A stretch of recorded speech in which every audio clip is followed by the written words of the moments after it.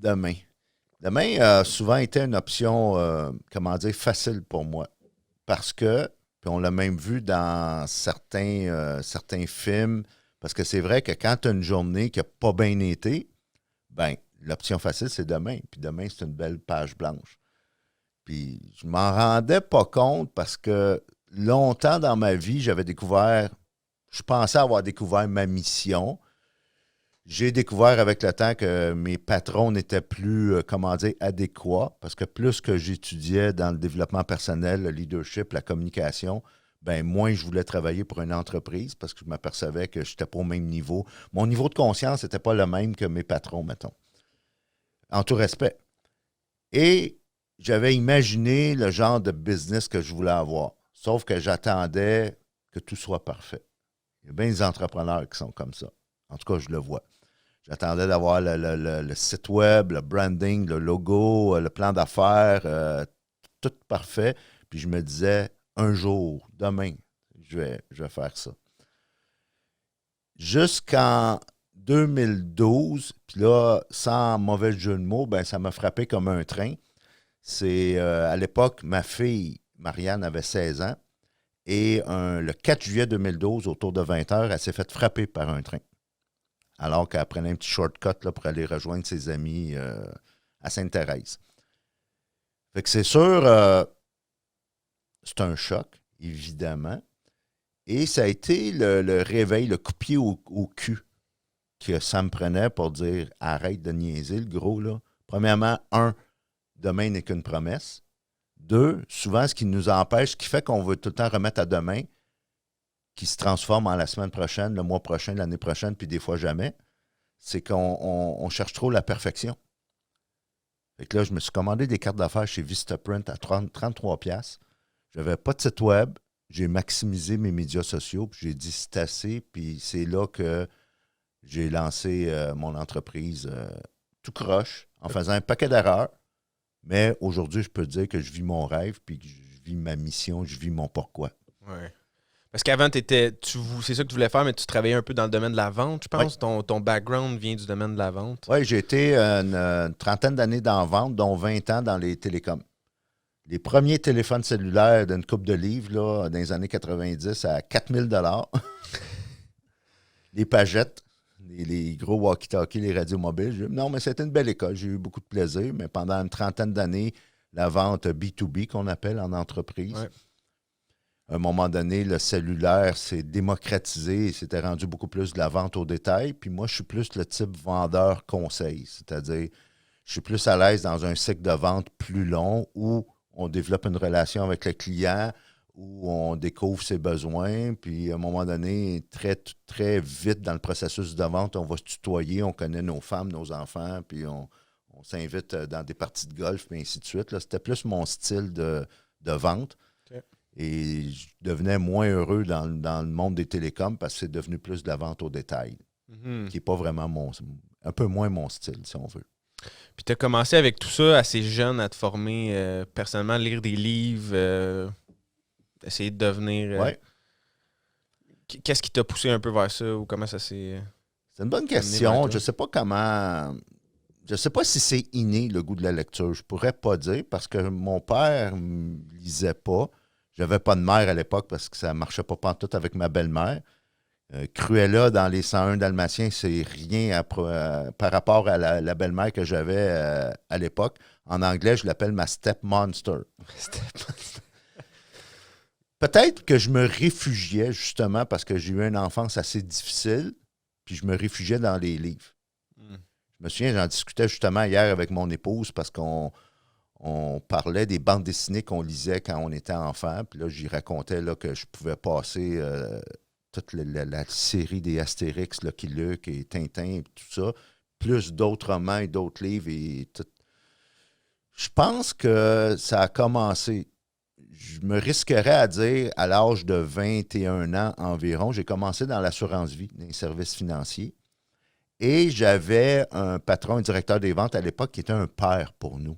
Il nous a montré à l'époque qu'on portait veston-cravate quand on était dans la vente. Il nous montrait comment faire le nœud de cravate, il nous montrait comment faire des suivis, des appels téléphoniques, comment te présenter au téléphone à un client, puis gérer ton agenda. C'était vraiment un père, puis ça a été très formateur pour moi. Et sans mettre exactement le doigt là, sur l'élément déclencheur qui a fait que j'aimais la lecture, ben, je me suis intéressé là, au développement personnel. Puis je pouvais là, vraiment, tout ce qui était là, psychologie mentale, le mindset, le développement personnel, la vente, les différents styles de personnalité, le travail d'équipe. Et sans m'en rendre compte, ben, dès l'âge de 18 ans, j'étais impliqué dans des organismes à but non lucratif. Et je m'intéressais, sans le savoir, au leadership, à la mobilisation, communication, au travail d'équipe. Et lorsque mon fils, qui aujourd'hui a 33 ans, avait environ 9-10 ans, ben, il a voulu jouer au hockey. Puis comme tout parent bénévole qui veut aider, qui veut s'engager, contribuer, ben, j'ai commencé à le coacher. Et je suis tombé dans Marmite comme Obélix dans Potion Magique. J'ai vraiment pris la piqûre. Fait que j'ai coaché mon fils 2 ans. Je me suis aperçu, puis il était à Tombe à l'époque, 9-10 ans. Je me suis aperçu que j'étais moins habilité à coacher des jeunes parce que je les intimidais là, par ma grosse voix, et ainsi de suite. J'avais un style peut-être plus, direct, peut-être trop direct pour des kids de 9-10 ans. Et on m'a donné un club junior. OK. Et là, vraiment, j'ai réalisé que c'était ma voix. À l'époque, le club junior n'a pas fonctionné. J'ai fait une saison et tout de suite, par quelqu'un qui connaît quelqu'un, j'ai commencé à coacher Midget 2A pendant 10 ans. Et ça a vraiment été mon université. Je ne suis pas allé à l'école longtemps, mais mes 10 ans de coaching à un niveau élite comme le Midget 2A a été toute une école pour moi au niveau psychologie sportive, au niveau préparation mentale, visualisation, mindset et tout ça. Ça se transpose beaucoup dans le monde des affaires, là. Le sport, puis ouais. Le sport, c'est une micro-société. Ouais. Tout ce qui se passe dans le sport, que tu aimes ça ou non, peut se transposer dans la société en général, de façon globale. Même pas juste dans les affaires, dans la société en général. Oui. Le sport, c'est une micro-société, j'ai toujours dit. Et parallèlement à ça, en 2003, j'ai joint l'Organisation internationale de leadership et de communication, Toastmasters. Fait que si on prend tout ça, là, la vente, les bénévolats que j'ai fait, le coaching au hockey, Toastmasters, tout ça mis dans la soupe, là, dans Marmite, a fait en sorte que j'ai découvert ma mission de vie, là, qui est de libérer le potentiel chez les gens, qui est de ma passion pour la formation, le coaching, les conférences et ainsi de suite. Ouais, de coacher les coachs qui font. Oui. De coacher le monde, dans le fond, tout, c'est de faire une différence dans la vie de ceux qui font une différence. Et voilà. C'est ça que tu me disais un peu ta mission. Là. Exactement. Nice. Puis, j'aime aider les gens qui aiment aider les gens. C'est hot. Parce que ça prend du monde qui aide les gens Là. Et voilà. Et voilà. Des fois, on y pense pas, mais quelqu'un qui aide les gens, faut qu'il se fasse aider des fois aussi. Parce que sinon, à un moment donné, tu épuises tes ressources. Puis bref, ça te prend du coaching aussi. Là. Fait que si on revient à demain, juste pour conclure sur ce volet-là, ben j'ai réalisé que dans le fond, là, quand tu as perdu une fille qui avait 16 ans, ben puis là, tu es rendu à 57 ans, tu ne prends plus demain pour acquis. C'est sûr que tu ne peux pas tout faire dans une journée, mais tu peux faire un petit quelque chose puis pas attendre à demain pour le faire. Ouais. Fait que ça m'a rendu, ma conjointe vous dirait que je suis beaucoup moins patient. C'est une des conséquences, si on veut, collatérales de ce drame familial-là. Puis ce qui n'est pas facile, c'est qu'il va souvent avoir des gens autour de moi qui ne marchent peut-être pas à la vitesse que moi je voudrais marcher. Ça se fait partie des défis de la vie. J'essaie de m'adapter, puis j'essaie de réaliser, de prendre conscience que c'est pas tout le monde qui a vécu ce que j'ai vécu, donc qui ne roule pas à même vitesse, si on veut. Mais ce que je peux contrôler de mon côté, dans ma business, parce que je suis un solopreneur, c'est qu'on n'attend pas que ça soit parfait, on le fait. Version 1.0 vaut mieux que la version 0.0, puis on l'améliore après ça. Tu peux juste améliorer quelque chose que tu as fait. Ouais. Tu peux pas améliorer quelque chose que tu n'as pas fait encore. C'est vraiment bon. C'est surtout dans la conférence, je pense que tu faisais, tu avais mis un post-it sur ton bureau. Tu disais, je vais faire le ménage de mon bureau demain. Puis là, chaque matin, tu te réveilles en voyant le post-it, je vais le faire demain.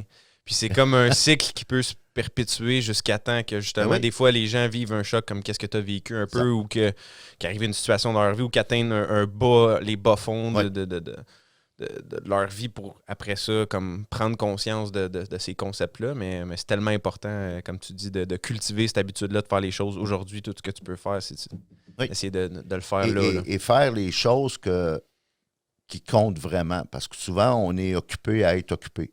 Ouais. En anglais, on dit « busy being busy ». Et je suis tombé dans ce piège-là. Là. Puis je réalisais que même quand j'étais dans la vente, on faisait des rapports, puis on faisait des Excel, puis on remplissait le CRM, puis des choses qui sont, dans le fond, pas productives, vraiment. Tu es occupé, mais tu arrives à la maison le soir, puis tu te dis, me semble, j'ai travaillé toute la journée, mais il me semble que j'ai rien accompli. Et ça, j'ai élevé mon niveau de conscience à ce point-là dans le fond, là, tu peux travailler 3 heures, 4 heures dans une journée pour en faire plus que quand tu en travailles 12. Quand tu fais les choses en lien avec ton pourquoi, en lien avec ta mission, les choses qui sont beaucoup plus significatives. Fait que c'est sûr, j'ai dû faire un ménage dans mon entourage, évidemment. J'ai dû me constituer ce qu'on appelle un dream team, là, une équipe de rêve, restreinte, on s'entend, mais éliminer, congédier virtuellement des gens qui me tiraient vers le bas, puis qui vraiment m'aidaient pas à m'élever au prochain niveau. Parce que je sentais que j'étais comme en retard de 20 ans, si on veut. Là. J'ai eu une enfance difficile, j'ai procrastiné après ça pendant trop longtemps parce que j'étais perfectionniste, puis je voulais attendre le moment parfait pour faire telle ou telle chose. Ben là, j'ai cette impatience-là de dire c'est assez le gros, là. Ouais. C'est maintenant. Là. C'est maintenant. Puis même si c'est pas super parfait, on va l'améliorer en le faisant, mais en attendant, chaque jour, je vis ma mission. Ouais. C'est ça qui est important. Puis c'est drôle que c'est ça un peu. Tu étudiais déjà le développement personnel, puis tu lisais déjà beaucoup à l'époque où est-ce que tu procrastinais quand même selon ce que je comprends là, un peu. Là. Fait que c'est comme tu tombes dans le piège de faire des choses non essentielles ou de ne pas être aligné complètement sur ton X, malgré que tu t'éduquais beaucoup, tu étais concentré à essayer de devenir tout le temps la meilleure version de toi-même. Comment t'expliques ça un peu? Ouais, prenons un exemple qu'on connaît, toi et moi, l'immobilier. J'ai découvert ce monde-là, on en discutait tantôt, là, 2 ans et demi environ, plus ou moins. Et ce que j'ai découvert, c'est qu'il y a des belles écoles de formation, puis on pourrait toutes les nommer, mais elles sont tous, en tout respect, très bonnes. Il y a des. Avant la crise, là, on pouvait aller dans des 5 à 7, on pouvait aller dans des réseautages, on pouvait aller dans toutes sortes de formations de tous les groupes immobiliers qu'on a dans le Grand Montréal, là, mettons la province de Québec. Puis je vois le même monde, là. Puis je vois le même monde qui investissent des centaines et des milliers de dollars en formation, mais ils ne passent pas à l'action. Ouais. Pourquoi? Ben, on pourrait résumer ça par la peur. Mais la peur est motivée par quoi? Souvent, c'est parce qu'ils attendent que tout soit parfait. Ils attendent que toutes les conditions idéales soient réunies au lieu de faire le premier pas, faire face à nos peurs. Puis souvent, on pense que ça prend beaucoup de courage, mais le courage est surévalué. On n'a pas besoin de tant de courage que ça pour sauter en bas de l'avion, mettons, quand tu fais du saut en parachute. Ouais. C'est prouvé, même. C'est comme juste quelques secondes une micro-décision, dans le fond, qui... Ben oui. C'est prouvé là, qu'avec 3 minutes de courage par jour, tu peux drastiquement changer ta vie. Tu sais, ça prend combien de temps pour rentrer dans le bureau de ton patron, si tu as un job, mettons, pour lui annoncer une bonne nouvelle? Le temps de partir du point A au point B, rentrer dans le bureau et dire « Boss, il faut que je te parle ». 30 secondes, 1 minute de courage, that's it, t'en as plus de besoin après. Puis, ils ont même fait des études sur des gens qui sautaient en parachute et ils ont monitoré leur battement cardiaque. Puis les battements cardiaques vont aller en augmentant jusqu'au moment du saut. Après le saut, les battements cardiaques reviennent à la normale. Fait que c'est la preuve que c'est avant de faire le saut, avant de faire la transaction, avant de faire l'appel, avant d'aller cogner à une porte. C'est là que tu as besoin de courage, mais après ça, tu n'en as plus de besoin. Ouais. Puis comment justement, tu essaies de le cultiver ou comment tu vas le chercher, ce courage-là? Comment toi, tu le vois? C'est avec la foi? C'est avec le... Ben, il y a différentes... oui, la foi est un des éléments dans ma vie personnelle. Ça en est un. Il y a évidemment les expériences de vie. Il y a les expériences où... Tu sais, on parle souvent dans le développement personnel de la zone de confort. Mm-hmm. J'ai réalisé, j'ai fait un changement de paradigme, si on veut, là, il y a plusieurs années. Je me suis aperçu, puis dans des lectures, que dans le fond, on ne sort pas de la zone de confort. c'est pas bon de sortir de ta zone de confort parce qu'il y a un principe physiologique qu'on appelle l'homéostasie qui va faire en sorte que ton corps, physiologiquement, va vouloir retourner dans la zone de confort. Tu sais, là, on est en dedans au chaud, là, mais si tu sors dehors puis qu'il y a une grosse pluie, ou il y a des vents, ou il y a de la grêle, ou il y a des conditions météorologiques qui font en sorte que ton corps va vouloir se protéger, c'est ce qu'on appelle l'homéostasie. Fait que l'être humain, lorsqu'il sort de sa zone de confort, la nature va faire qu'il va y retourner. Ce qu'on peut faire toutefois, puis ce que j'ai fait avec le temps, sans m'en rendre compte, puis là, je vois les résultats aujourd'hui, c'est d'agrandir ta zone de confort. OK. C'est subtil comme différence, mais c'est majeur en même temps. Et ça donne les mêmes résultats. Ouais. C'est que, revenons à l'immobilier. L'immobilier, tu peux faire ça en gang, là, tu peux faire ça en équipe. Quand tu choisis les bons partenaires, quand tu choisis les bons équipiers pour t'entourer, ou tu vas chercher les bons coachs, les bons mentors. Ça ne se fait pas tout seul. Quand tu le fais avec quelqu'un qui l'a déjà fait, il va t'aider à agrandir ta zone de confort. Il va te prendre par la main, façon de parler. Il va t'amener sur un deal, sur une transaction. Il va t'aider au niveau de ton bureau de crédit. Il va t'aider au niveau de comment aller chercher du financement, comment analyser telle opportunité, et ainsi de suite. Tu vas faire des choses pour la première fois que tu n'étais peut-être pas confortable à faire, mais parce que tu les as fait pour la première fois, puis on t'a accompagné, quand tu vas les faire la deuxième puis la troisième fois, tu vas être plus confortable. Donc, tu as agrandi ta zone de confort. Mm-hmm. C'est intéressant, ça. Je parlais avec un ami, justement, qu'on étudie un peu un livre, Vous au carré. Je ne sais pas si tu l'as déjà entendu parler, mais ça parle d'un peu de croire aux forces invisibles. Parce que, dans le fond, souvent, on voit un iceberg, tu vois la pointe, mais tu vois pas ce qui est en dessous. Fait que si tu essaies quand on dit que ça te prend du courage pour te lancer plus loin, ça te demande plus de courage si tu vois la destination finale puis tu essaies de te lancer vers ça. Mais si tu crois aux forces invisibles qui vont se déployer au fur et à mesure que tu vas avancer dans ton parcours, ben c'est juste qu'il faut que tu te concentres sur le premier pas puis que tu as assez de courage pour juste faire le premier pas, comme tu dis, pour peut-être élargir ta zone de confort à ce moment-là. Puis après ça, les forces invisibles, dans le fond, que tu ne vois pas présentement, qui sont en dessous de la surface, ben, comme vont se déployer devant toi. Puis là, c'est comme si tu marchais dans le vide, mais comme les briques se déposent devant tes pieds au fur et à mesure que tu avances. Puis c'est un peu ça le développement personnel, le chemin de... J'aime ton analogie parce que ce que je ne réalisais pas, moi, personnellement, puis je le transmets maintenant à des clients, toutes ces années-là, c'est que je pourrais prendre ton analogie puis la comparer au bambou chinois. Ouais. Le bambou chinois, je disais dernièrement que les 5 premières années que tu as semé une graine pour planter cet arbre-là, il ne se passe rien en apparence. Au niveau de la terre, il ne se passe rien. Et la 5e année, le bambou chinois va pousser, je pense, c'est 40 ou 60 mètres dans les airs. C'est immense, un bambou chinois. Mais pour qu'il puisse tenir 40, 50, 60 mètres dans les airs, bien, il doit creuser ses racines. Et c'est ça, quand tu disais sous la terre, là, bien, c'est ça que le bambou chinois fait, c'est que tu dois le fertiliser, l'arroser, puis en prendre soin pendant les 5 années où il ne se passe rien au niveau de la terre. Mais il est en train de se creuser tout un réseau de racines, par exemple, sous terre. Et c'est ça qui va faire sa force. Puis après ça a lancé spectaculaire. Là. Une fois qu'il se met à pousser. Oui. Fait que l'entrepreneuriat, c'est un peu ça. Souvent, ben, tu pars dans ta cuisine, puis mon bureau a longtemps été ma table de cuisine. Et puis là, ben, tu n'as pas de site web encore, puis tu montes tranquillement pas vite tes médias sociaux. Puis là, ben, il faut que tu te comportes comme il faut sur les médias sociaux à ajouter de la valeur, pas juste spammer et essayer de vendre tes choses. Ça ne marche pas, ça crée de la résistance. Mais là, des années à ajouter de la valeur, puis démontrer que tu as un beau brand personnel et que c'est le fun de faire affaire avec. Ça pourrait être le fun de faire affaire avec toi et ainsi de suite. Là, à un moment donné, tu vas chercher un client, puis là, il te réfère à un autre, tranquillement, pas vite. Ça peut prendre un certain temps.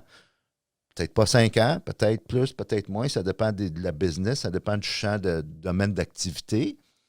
Mais il en demeure pas moins que tu dois creuser ton réseau, tes racines, comme le bambou chinois. Ouais.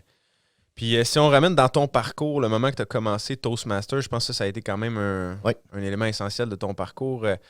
Qu'est-ce qui a été les plus grandes leçons un peu, ou qu'est-ce qui t'a fait un peu évoluer dans cet aspect-là de l'art oratoire, de te spécialiser un petit peu plus là-dedans? Là? Ben, j'étais déjà à l'aise à parler en public parce que j'étais dans la vente aux entreprises depuis plusieurs années à ce moment-là.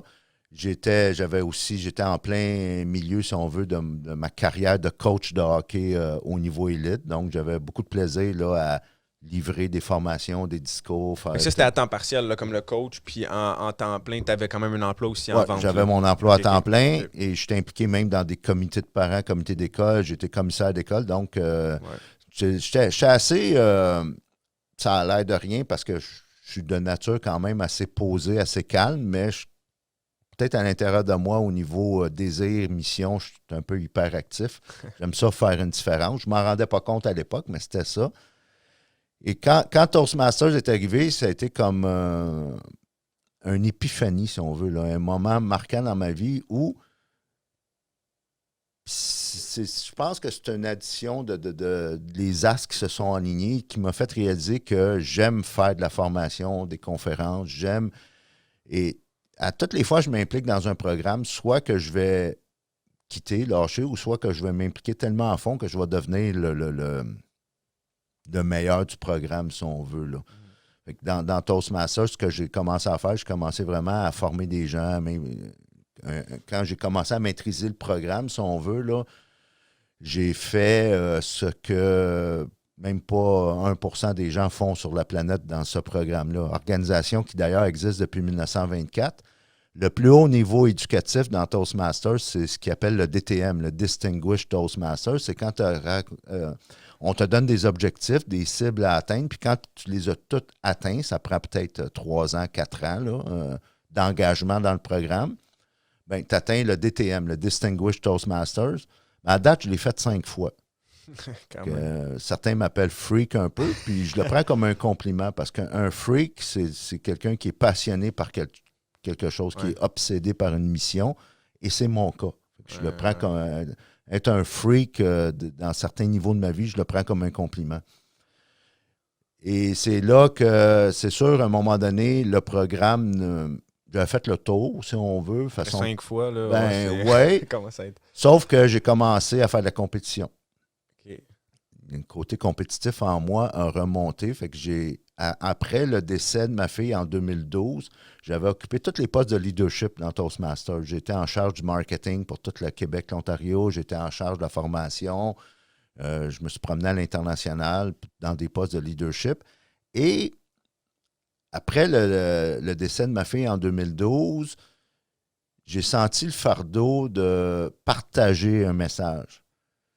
Dans le film, c'est un film que tout le monde doit voir, Freedom Riders, avec Hilary Swank, qui est une histoire vraie d'un professeur d'école aux États-Unis, dans une école de réforme, une école de tough, là, où il y a des gangs de rue, et ainsi de suite.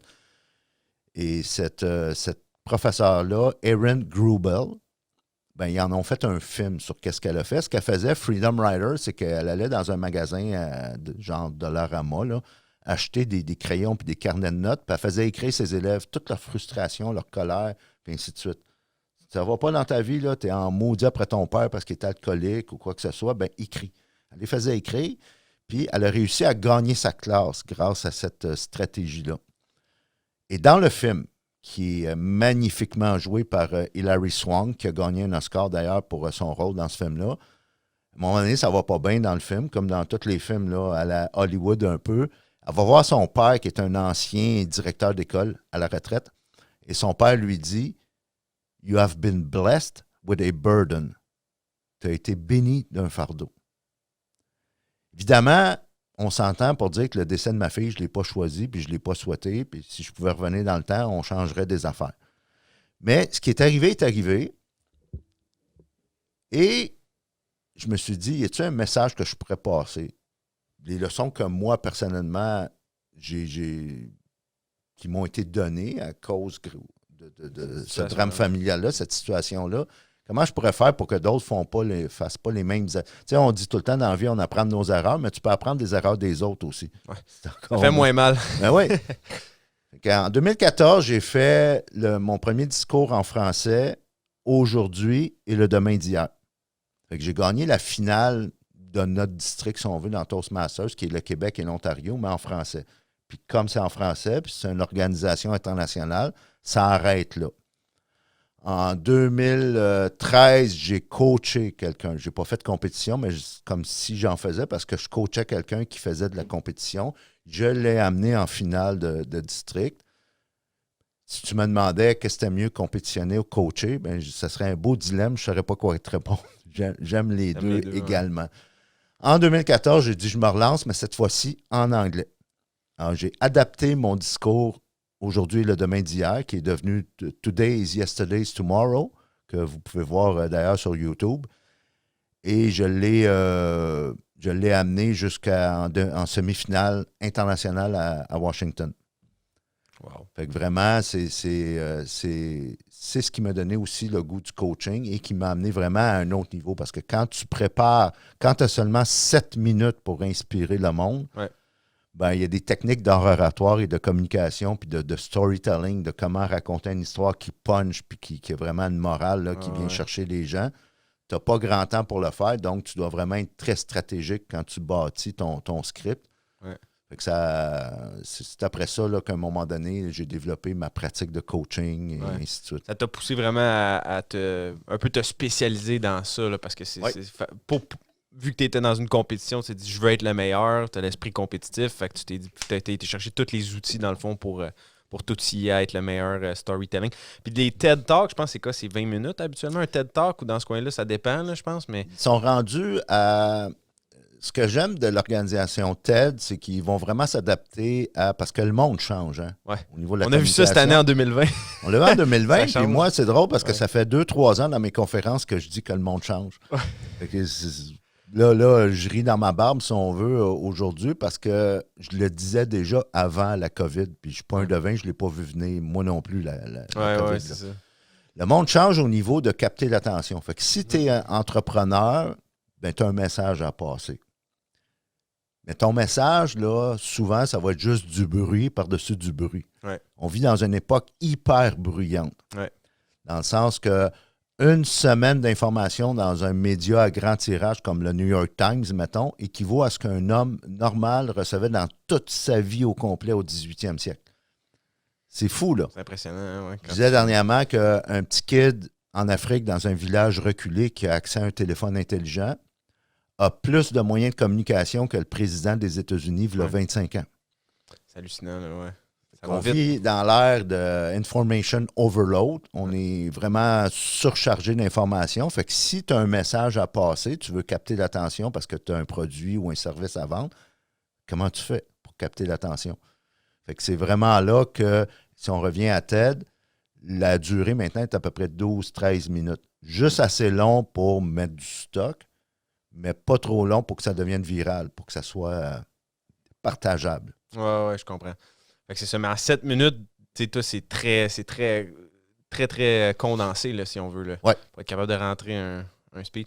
Puis, quelles sont les leçons, justement, dans ce parcours-là, dans cet accomplissement-là que tu as fait dans tes compétitions, tout ça, que tu as été chercher? C'est quoi les plus grandes leçons, dans le fond, que tu as été... qui peuvent te permettre d'être percutant en 7 minutes, justement? Ou... J'étais quelqu'un de contenu à l'époque, je suis encore, où j'aimais... dans mes préparations de formation, de meeting, de n'importe quoi, là, je mettais bien du stock, puis je me suis aperçu que quand tu essaies de partager, surtout ces temps-ci, là, en 2020, COVID, pas COVID, là, on l'a dit, on est à l'ère de l'information, donc Einstein disait il y a du génie dans la simplicité. Et trop souvent, quand j'entends des conférenciers de tout type, peu importe le domaine d'expertise, souvent il y a 3 conférences dans une. D'ailleurs, on revient à TED, tu as utilisé cet exemple-là, très bon exemple. TED, quand tu regardes une vidéo de TED sur le web, en bas à gauche de l'écran, c'est écrit « Partagez cette idée »,« Share this idea ». Ouais, c'est une seule idée. Et voilà. Et c'est ce qui m'a formé vraiment à bâtir mes discours de concours, de compétition, à choisir qu'une seule idée et surtout, puis je suis tombé en amour à ce moment-là avec le storytelling, c'est comment raconter ton histoire. Parce que, et là, on va le voir, là, on va sortir de cette crise-là, veut pas. Je prédis pas quand, là, je ne suis pas un spécialiste, mais je peux prédire qu'on va sortir de cette crise-là, à un moment donné. Puis ceux qui sont en affaires, ceux qui sont en entrepreneuriat, vous allez devoir gagner la confiance. Parce que, exemple, je travaille beaucoup dans le monde de l'immobilier. Les courtiers immobiliers, il y en a un plus qu'un autre. Il y en a une tonne. Des courtiers hypothécaires, il y en a une tonne. Des inspecteurs en bâtiment, il y en a une tonne. Des prêteurs, ceux qui font du financement, nomme-les. Tu n'es pas tout seul. Pourquoi je ferais affaire avec toi plus qu'un autre? Qu'est-ce qui fait que tu vas te démarquer, que tu vas t'élever au-dessus de la mêlée? Bien, c'est ton histoire. C'est là que tu gagnes la confiance parce que quand tu racontes une histoire, premièrement, tu peux connecter avec tous les types de générations. C'est même prouvé. Allez voir sur le web, This is your brain on communication. Justement, c'est un TED Talk du professeur Uri Hasson, qui est un professeur à Princeton. Il a fait une étude où il installait un brain scan pour calculer, pour analyser l'activité cérébrale des gens dans une salle. Et évidemment, on a, surtout en milieu urbain, on a une diversité au niveau des générations, des cultures, des religions, de la langue, et ainsi de suite. Ce qui veut dire que l'activité cérébrale des gens va être différente d'une personne à l'autre, ce qui est normal. Ouais. Dès que le présentateur se mettait à raconter une histoire, l'activité cérébrale dans tous les sujets, dans tous les participants de l'étude, devenait synchronisée. Wow. C'est freakant, là, c'est fou. Là. Mais pas, par exemple, quand c'était, mettons, informatif ou c'était pas une histoire là, comme qui était racontée. C'est ça. Et voilà. Wow. Parce que une communication qui est optimale, c'est une communication où on parle aux deux côtés du cerveau. Ouais. Et trop souvent, il y a seulement notre cerveau gauche qui est sollicité. Le data, l'information, les pourcentages, les chiffres, les spécifications, les technicalités, puis ainsi de suite. L'information. On est entouré de emails, puis de notifications, puis de nos médias sociaux, puis toutes les plateformes, puis ainsi de suite. C'est juste le cerveau gauche. La plupart du temps, il n'y a pas d'émotion. Ouais. Tandis que quand tu racontes une histoire, ben là, tu vas connecter avec ton autre histoire au-delà des différences de génération. Wow. Ça, c'est hot. Puis c'est un peu peut-être la conséquence de notre société qui est devenue très, très scientifique, très, très raisonnement, très, très information, ben comme tu disais tantôt, versus l'histoire, c'est un peu plus le côté émotif, peut-être créatif, émotif de notre cerveau que ça va engager dans le fond. Là. Oui. Et c'est le côté droit du cerveau qui vont te faire acheter quelque chose. Ouais. Parce que, mettons, tu as besoin d'un item pour ta maison. Tu vas aller un samedi après-midi dans les Costco, Renault Dépôt, Rona de ce monde, là, puis là, tu vas magasiner l'item que tu as besoin pour ta maison. Tu peux tomber sur un vendeur, une vendeuse qui connaît très bien son produit, qui va te donner toutes les spécifications, toutes les garanties. Qu'est-ce que tu vas faire? Tu vas prendre des notes ou tu vas demander un dépliant, puis tu vas dire merci beaucoup, je vais y penser. Puis là, tu vas retourner à la maison. Mais je suis sûr que ça t'est déjà arrivé, je vais présumer, que tu as fait un achat, puis tu es revenu à la maison, puis ta femme te dit pourquoi tu as acheté ça, puis tu ne savais pas. Parce que tu as acheté sur l'émotion, sur l'impulsion. Fait que ça revient à dire, comme je disais tantôt, qu'une communication qui est idéale, dans un contexte de vente ou de mobilisation ou quand tu veux convaincre, c'est quand tu peux parler aux deux côtés du cerveau. Oui, fais tes devoirs, connais la game, connais ta business, puis les chiffres, puis l'information, puis le data, tout ça. C'est correct que tu connaisses ça. Mais ce qui va faire que tu vas closer la vente, c'est si tu peux aussi parler au côté droit du cerveau. Puis ça, tu peux le faire en transmettant de l'émotion. Comment tu transmets de l'émotion dans une business, dans un contexte d'affaires? Par le storytelling, en racontant ton histoire. Puis pour quelqu'un qui veut s'y prendre, mais justement, il ne sait pas par où commencer, parce que des fois, dans le monde, admettons, justement, on prend l'exemple de la finance ou des fois de l'immobilier. Des fois, plus encore la finance, les gens, des fois, c'est comme un milieu un peu, comme je cherche le bon mot, là, mais est-ce que c'est mal vu un peu de parler trop de... Un monde trop sérieux. Ouais, ouais, c'est un monde très sérieux, très image, il faut que tu sois professionnel, tu peux pas trop parler de ta vie personnelle, tu sais, tout ça, c'est comme un peu... C'est appelé à changer un petit peu. Il commence à avoir finalement un renversement de tendance. Richard Branson de Virgin a changé son titre. Coupe les cravates. Oui, et il est maintenant, son titre sur sa carte d'affaires, c'est le CSO, le Chief Storytelling Officer de Virgin. Steve Jobs, lorsqu'il a lancé le premier iPod, il y a une trentaine d'années, là, on s'entend qu'Apple est une compagnie très technologique. Il aurait pu dire, il y a tant de gigs, tant de megs, tant de ci, tant de ça. Mais non, il a dit 1000 chansons, puis ça rentre dans la poche. Steve Jobs était reconnu et toutes ses conférences de lancement étaient un happening. Pourquoi? Parce qu'il racontait des histoires. Là, plusieurs années, dans le monde du cinéma, un popcorn moyen contenait autant de gras saturés que tu pouvais te permettre dans toute une journée.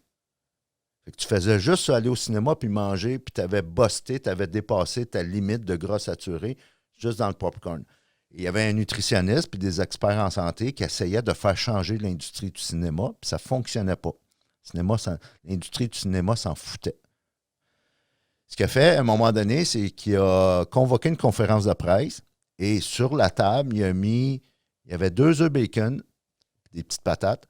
Il y avait un Big Mac avec un Coke puis une frite. Puis il y avait un autre, je ne me rappelle plus, là, je pense que c'était un steak puis, avec des patates, puis ainsi de suite. Puis il dit, tout ce que vous voyez là sur la table, là, en gras saturé, c'est ce qu'il y a dans un popcorn moyen. Ça, c'est le storytelling à son meilleur. C'est imager, on dit qu'une image vaut 1000 mots, c'est d'être capable de projeter du cinéma dans l'esprit des gens. Et fait que tu peux amener des chiffres, là. Mais des chiffres, c'est abstrait. Tu sais, un pourcentage, un ratio, un chiffre, une étude. Ça n'amène pas un feeling dans la personne. Et voilà. Ouais. Et fait que là, tous les réseaux de télévision, quand ont vu cette conférence de presse-là, de cet expert en santé-là, qui avait bien imagé sa comparaison, son analogie, ben ça a été rediffusé, puis ça a tellement fait pression sur l'industrie du cinéma qu'ils ont finalement changé leur façon de faire le popcorn. Ouais, Fait que si tu veux que ton idée tienne, capte l'attention, tu n'as pas le choix du storytelling. D'ailleurs, l'humanité a été bâtie sur le storytelling. Puis ça a commencé même quand on a découvert le feu. Ouais. La préhistoire, l'homme préhistorique, ben, pour se protéger des dangers autour, faisait un feu, puis là, toute la famille se réunissait autour du feu. Ouais. Et qu'est-ce qu'on faisait? Ben, on se racontait des histoires. Toute l'humanité était bâtie là-dessus. Ouais. Fait que c'est primitif, puis c'est ça, c'est pour ça que c'est en efficace aussi. C'est en nous, là, c'est Ben ça, oui. depuis des générations et des générations. Oui. Fait que- Ceci étant dit, si tu es un conseiller financier, tu es un homme ou une femme d'affaires, puis tu es dans un domaine sérieux, ben, je comprends que je respecte le sérieux de ta business, là.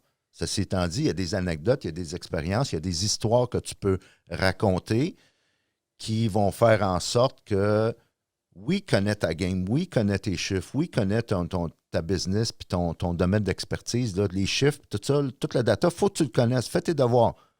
Fait que c'est correct de parler au cerveau gauche, mais viens envelopper tout ça puis closer tout ça avec le cerveau droit. D'ailleurs, je reviens puis je termine là-dessus avec Steve Jobs. En 86, il s'est fait congédier d'Apple. Chicane conseil d'administration. 87, il a acheté de son bon ami George Lucas la division film d'animation à l'époque de George Lucas, qui l'a baptisé Pixar. Ouais. Ceux qui ont eu des enfants, gang de requins, histoire de jouets et compagnie. Et tout, encore à ce jour, même après le décès de Steve Jobs, tous les créateurs de Pixar doivent présenter leur projet à leurs supérieurs à travers un script qu'on appelle le Pixar Pitch. Allez sur Google, là, puis allez chercher ça, puis ça va vous aider à faire des bons pitchs de vente. Le Pixar Pitch commence avec Il était une fois, ce qu'on appelle le contexte. Quand est-ce que ça s'est passé? Le défi que les protagonistes vivent. C'est-à-dire, il se passait telle chose, puis il y avait une situation problématique qui avait telle conséquence. Jusqu'au jour où est arrivée une solution qui a amené une résolution pour qu'enfin on puisse vivre plus facilement. Ouais. Dan Pink, un auteur à succès dans le monde des affaires. Très sérieux, là. Fait que si ta business est sérieuse, là, Dan Pink est très sérieux. Dans le livre To Sell is Human, il fait la démonstration du Pixar Pitch. Tu peux aller sur le web, chercher le Pixar Pitch et raconte des anecdotes que tu as eues avec des clients qui vivaient un défi, un problème. Parce que s'il n'y a pas de problème, tu n'as pas de business, tu n'as pas de job. On est là, les entrepreneurs, pour résoudre des problèmes. Tu as amené une solution qui a amené une résolution, puis depuis ce temps-là, le client vit mieux, tu as amélioré sa vie. Ça, c'est ça le storytelling. Tu peux t'en servir dans n'importe quel domaine d'expertise. Ouais. Ah, c'est vraiment intéressant. J'ai lu le livre d'ailleurs de Ed Catmull, qui est le fondateur de Pixar, Creativity Inc. Je sais pas Oui, si ça dit quelque chose, non? un peu, oui. Ah ouais, c'est ça. Fait que. Oh, on est justement à 1 heure. On va rapper un peu pour. Oui. Oh, attends, on va arrêter ça. Fait que c'est ça pour terminer, je voulais que tu nous parles un peu de l'art de la scène pour les gens justement qui veulent qui veulent éventuellement faire de la scène. Là, c'est sûr qu'en ce moment, c'est pas le bon contexte, hein, mais ou prendre la parole justement par vidéo, comment s'adresser à du monde. Des fois, on a comme une pression de performer ou quoi que ce soit qui fait en tout cas, moi, personnellement, là, je l'ai passé pour celle de la caméra, mais quand je monte sur une scène ou des fois, comme qu'il y a un public en personne, puis là, j'arrive pour parler, on dirait qu'il y a comme un blank qui se passe dans mon cerveau, puis je sais que ça fait ça des fois pour plusieurs personnes. C'est quoi les trucs que tu pourrais donner à du monde, là, justement, qui... Ben, il y a plusieurs trucs qui sont surtout entre les deux oreilles. C'est une question de mindset. Et j'ai aussi une formation, justement, le timing est bon. J'ai une formation qui s'en vient à la fin du mois où je reviens à mes anciennes amours, si on veut. Quand j'ai commencé dans cette business-là, j'offrais des formations au public. J'ai cessé d'en faire parce que j'étais trop occupé dans le corporatif et dans le coaching privé. Mhm. Et là, grâce à COVID, si on veut, ben, qu'on est tous à la maison ou au bureau, on peut faire des choses en ligne, je relance un programme de formation que je vais livrer sur 5 semaines qui s'intitule, je l'ai lancé juste il y a quelques jours, là. On commence le 4 novembre à tous les mercredis soirs pendant 5 semaines où je vais partager ma passion, mes connaissances de la communication, l'art oratoire, le storytelling et ainsi de suite. Comment OK. bien s'exprimer en public devant 1, 10 ou 100 personnes. Et je vais adapter, parce que je l'ai déjà fait, je vais adapter le contenu à... Il va y avoir un volet en ligne aussi, là. Comment le faire à la caméra, sur Zoom, puis n'importe quelle autre plateforme là, qui revient au même. Là. Mais comment... Parce que c'est un défi des communications virtuelles. Ça pourrait être Ouais. carrément le sujet d'un autre podcast, d'un autre débat. Là. L'être humain est fait pour s'exprimer face à face, pour ressentir du feedback de l'autre être humain qui est devant lui. Ouais. Les communications virtuelles viennent altérer cette dynamique-là. Mais il y a moyen quand même de s'en sortir. Revenons à ta question initiale. Sur la scène, pourquoi tu es différent comme dans un café ou face à face comme tu es avec moi présentement? Souvent, c'est parce que on est trop centré sur nous-mêmes. Et dans le fond, quand on est sur une scène, on n'est que le messager. Et on doit devenir ce que j'appelle en anglais audience-centric. C'est pas à propos de toi, c'est à propos de eux. Toi, tu es le messager. Premièrement, dans une salle, dans un auditoire qui ait 100 personnes ou 1000 personnes, il n'y a personne qui veut que tu te plantes. Mm. Ça, il faut s'enlever ça. Et trop souvent, tu dois t'enlever de ton propre chemin.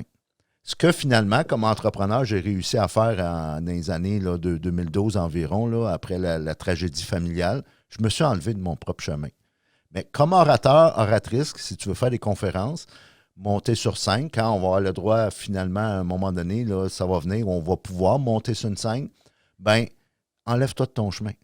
Oui, tu peux aller chercher du coaching, du mentorat, puis il y a des programmes, puis je peux t'aider à ce niveau-là pour structurer ta présentation, pour faire en sorte que ton message va capter l'attention, puis qu'il y a un élément coaching, préparation, oui, mais le gros de la game, là, ça passe entre tes deux oreilles. C'est juste de faire le switch que c'est l'autre. C'est à propos d'eux autres, c'est pas à propos de toi. Ben oui, Puis il y a c'est Jean-Marc Chaput qui est décédé dernièrement, qui était le père, si on veut, là, le Ouais. dieu des conférenciers au Québec, qui racontait l'histoire des scouts. Et dans les scouts, il y a une fable là, qui dit que le créateur, lorsqu'il nous a créés, l'être humain, s'il y a une erreur qu'il a fait, c'est où s'il a placé le nombril. Parce que s'il a placé, au lieu de placer le nombril où il l'a placé, s'il l'avait placé ici sur le front, on serait beaucoup moins centré sur nous-mêmes, beaucoup plus centré sur les autres. Parce que tu regarderais le nombril des autres, tu le verrais. Et voilà. Ah ouais. Donc, c'est vraiment ça, c'est d'arrêter de se regarder le nombril, parce que trop souvent, on a peur de mal paraître. Et c'est Ouais. pour ça qu'on a tout ce stress-là, cette pression-là avant de monter sur scène. It's not about you. C'est pas à propos de toi. Sois audience-centric. C'est à propos de eux. Et tu es là pour partager une histoire, un message. D'ailleurs, dans le monde de la motivation, j'ai réalisé une chose, c'est que c'est pas nous qui inspirent. Mandela, Martin Luther King, Gandhi, Mère Teresa n'étaient pas inspirants. Leur histoire était inspirante. c'est ton histoire qui inspire, puis il y a quelqu'un qui a besoin d'entendre ton histoire. C'est ça qui est important, puis vas-y sur le stage. Si t'es nerveux, c'est normal, ça va passer. Un beau message pour terminer. Puis pour les gens qui veulent te suivre, justement, c'est quoi la meilleure plateforme? Ouais, je suis un peu partout. Facebook, j'ai ma page personnelle, ma page professionnelle. Raymond Brisebois, coach conférencier. C'est facile à trouver. LinkedIn aussi, je publie des articles assez régulièrement sur toutes les plateformes. Et fait que juste à venir me jaser. Puis s'il y en a qui veulent de l'information pour la prochaine formation publique, ben, ils peuvent aussi me contacter. Cool. Hey, merci Ray. En terminant, ça a été un plaisir de te recevoir. Merci à toi. Merci, On a eu bien du plaisir. Merci.